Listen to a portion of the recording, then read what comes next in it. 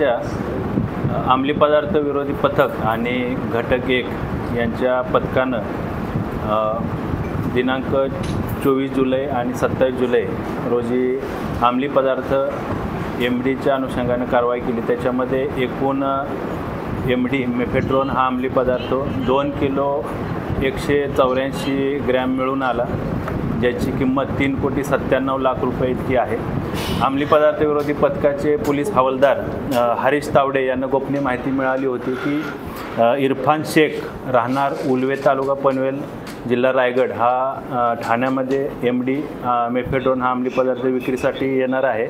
तर त्या अनुषंगाने सापळा कारवाई आयोजित करण्यात आली। त्यामध्ये अंमली पदार्थ विरोधी पथकाचे पोलीस निरीक्षक राहुल मस्के यांनी ACP घोरपडे यांच्या पर्यवेक्षणामध्ये त्यांच्या टीमने सापळा कारवाई आयोजित केली।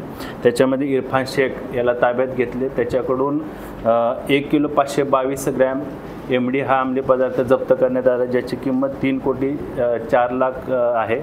त्यानंतर दिनांक 24 रोजी घटक 1चे पोलीस निरीक्षक सचिन गायकवाड यांना गोपनीय माहिती मिळाली होती। त्या अनुषंगानं ACP शेखर बागडे यांच्या पर्यवेक्षणामध्ये युनिट 1चे सचिन गायकवाड आणि त्यांच्या टीमने सापळा कारवाई आयोजित केली, ज्यामध्ये शाहरुख सत्तार उर्फ रिजवान राहणार मंदसौर मध्य प्रदेश याला ताब्यात घेण्यात आले, ज्याच्याकडून 662 ग्रॅम वजनाचा MD अंमली पदार्थ जप्त करण्यात आला, ज्याची किंमत 92,68,000 रुपये इतकी आहे।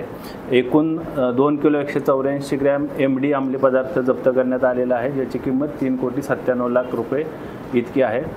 यामधील आरोपींना मान्य न्यायालयाने 30 आणि 31 तारखेपर्यंत पोलीस कोठडी रिमांड दिलेला आहे।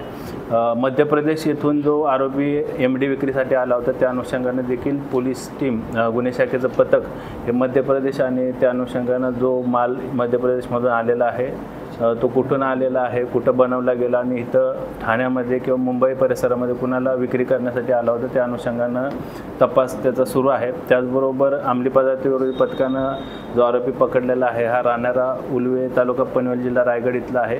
त्याने देखील हा MD पदार्थ कुठे बनवला किंवा कुठून त्याने खरेदी केला आणि कोणाला विक्री करणार होता, त्या अनुषंगानं देखील अंमली पदार्थ विरोधी पथकाचं पथक अधिक तपास करत आहे।